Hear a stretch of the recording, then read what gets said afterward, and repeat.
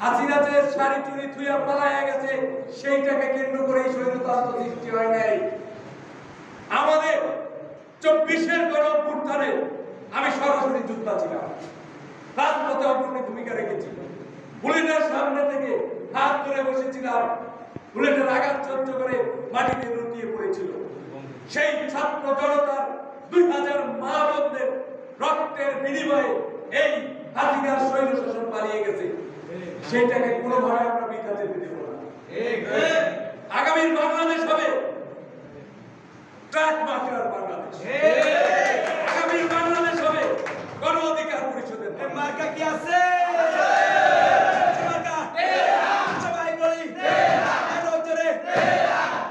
আমাদের আগামীর বাংলাদেশ হবে এই ছাত্র সমাজের বাংলাদেশ, ছাত্র অধিকার বাংলাদেশ। ছাত্ররা যেরকম একটা গাছ রোপণ করলে উর্বর হয়ে তরতর হয়ে যখন ডগডগা কয়না লাউয়ের ডগডগা ডগাটা খাইতে হবে, একদম উর্বর থেকে উঠে আসা ছাত্র অধিকার পরিষদ। এটাকে আপনারা এই ছাত্র অধিকার পরিষদ কোনো সন্ত্রাসী সংগঠন নয়। যে কথাই ছিলাম, 2000 ছাত্র জনতার রক্তের উপর দিয়ে আমি একটা সরকার গঠন করলাম। কাঙ্ক্ষিত কোনো কিছু পাচ্ছি কিনা? সবাই আওয়াজ তুলে পাচ্ছি কিনা? কেন পাচ্ছি না? আমার এই মা বোনদের রক্ত এবং এই ছাত্র জনতার রক্ত কোনোভাবে পিছাতে দিতে দেবে না গণ অধিকার পরিষদ। গণ অধিকার পরিষদ খবর দেখে না, খবর পড়ে না, খবর তৈরি করে।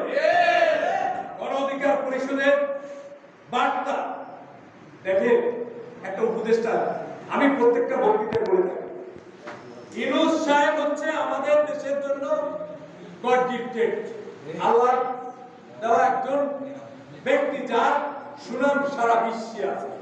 কিন্তু তার চতুর্পাশে বসে আছে কিছু অসাধু চক্র, যে উপদেষ্টা অদম্য উপদেষ্টা দিয়ে দেশ পরিচালিত হচ্ছে, তাদের রাজপথে বিন্দু পরিমাণে ভূমিকা ছিল না। প্রিয় বন্ধুগণ, সেই ক্ষেত্রে সবাই সবার জায়গা থেকে কাজ করবেন। বিশেষ করে আপনারা এদেশের প্রত্যেকটা মানুষের, অর্থাৎ এদেশে 18 কোটি জনগণ আছে, সেই 18 কোটিতে নারী পুরুষ সবার কানে পৌঁছে দেবেন এক দুটো বার্তা। একটা হচ্ছে মার্কা ট্রাক, আর একটা হচ্ছে বিপিনুর। আপনাদের সামনে দাঁড়িয়ে যিনি কথা বলছেন, তিনি 24-এর একজন করে আমরা নেমেছিলাম সেই যুদ্ধে। আমরা যখন দেখেছি মানুষকে পাখির শুধু আমাদের যখন নির্দেশনা দেওয়া হয়েছিল যে বাংলাদেশের 64 আমাদের বাংলার সর্বোচ্চ নেতা গণ অধিকার পরিষদে পৌঁছাতে চায় যে গণ অধিকার পরিষদ একটি রেজিস্ট্রেশন মুক্ত করতে হবে। আমাদের শ্রম করতে হবে, সবার সাথে সমান বৈষম্য, যে রাষ্ট্রীয় ব্যবস্থা করে আমরা শুধু পরিচয় করিয়ে দেওয়ার মতন কিছুই নেই। জনতা নুর আকনূরকে বাংলাদেশের সবাই চিনে। 24-এর আন্দোলন কিন্তু এই আন্দোলন 24-এর আন্দোলন না, এই আন্দোলন শুরু হয়েছে 18 থেকে। এই আন্দোলনের মাঝে রাজপথে যত নির্যাতন, মামলার শিকার হয়েছেন জনতা বিপিন আকনূর। 24-এ এসে হয়তো গুটি কয়েক আমাদের ছাত্র ভাইরা তারা এই আন্দোলনের সমন্বয়ক হয়েছে। যাই হোক, গণ অধিকার পরিষদ সারা বাংলাদেশে পৌঁছে গেছে। বিপিন আকনূর, একটা কথা আপনাদের বুঝতে হবে, বিপিন আকনূর আমাদের দক্ষিণ বাংলার সন্তান।